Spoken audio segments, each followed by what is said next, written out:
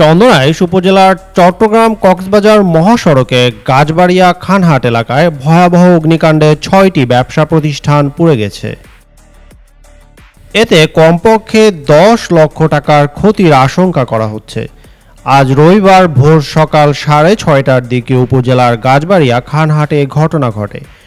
বৈদ্যুতিক short circuit থেকে অগ্নিকাণ্ডের সূত্রপাত হয় বলে প্রাথমিকভাবে জানান চন্দনাইশ ফায়ার সার্ভিস।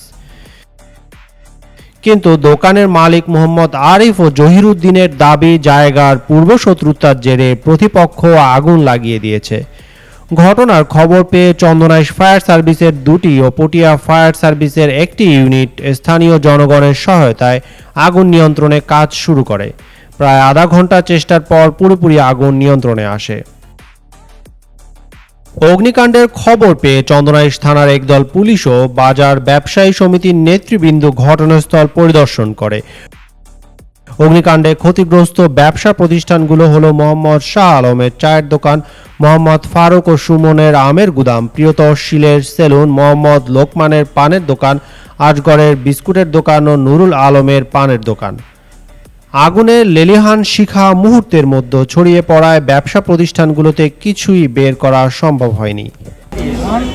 এর মধ্যে আর পানি আছে নালা দুশো বাল্টি পানি মারতে আর করে 3 মিনিটের ভিতরে ফায়ার সার্ভিস ফায়ার সার্ভিস আইয়া এরপর বাজারের নিয়ম আগুনের নিয়ম এরপর যখন আইরা আপনি আগুনের সূত্রপাত সম্পর্কে আগুনের সূত্রপাত করলে যা সম্ভব ইলেকট্রিক সার্কিটের মাধ্যমে লাগছে।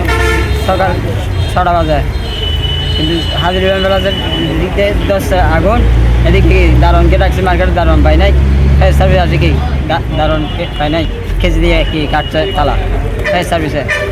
কিন্তু আগুনটা এদিক থেকে কি আমার দোকানগুলো ক্ষতি হয়েছে মনে হয়। ৭৫ করে এটা করছে এই গাছটা 6টায় আগুনটা লাগিয়ে দিচ্ছে কিসে দোকানে, 3টা দোকান। সেক্রেটারি হিসাবে আমি অনুরোধ করতেছি এমপি মহোদয় আলহাজ জসিমউদ্দিন এমপি মহোদয়কে, এখানে আপনি মাটি ও মানুষের নেতা, আপনি আমাদের চন্দনাইশের অভিভাবক, আপনি এসে একটু দেখবেন। এখানে 6টা দোকানে প্রায় আমি যেটুকু জানতে পারলাম 15-20 লাখ টাকার মতো ক্ষয়ক্ষতি হয়েছে। আপনি এসে দেখবেন, আপনি যতটুকু পারেন ওদেরকে একটু সহায়তা করবেন।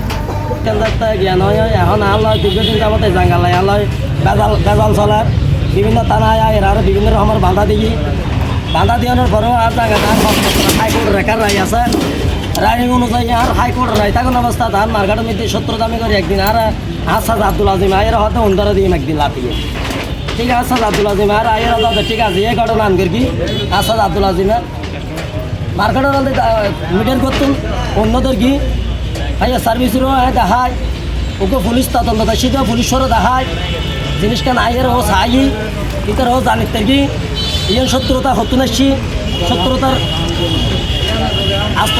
চন্দনাইশ ফায়ার সার্ভিস ও civil defence warehouse inspector Mohammad Kamrul Hasan জানান, প্রাথমিকভাবে বৈদ্যুতিক শর্ট সার্কিট থেকে আগুনের সূত্রপাত হয়।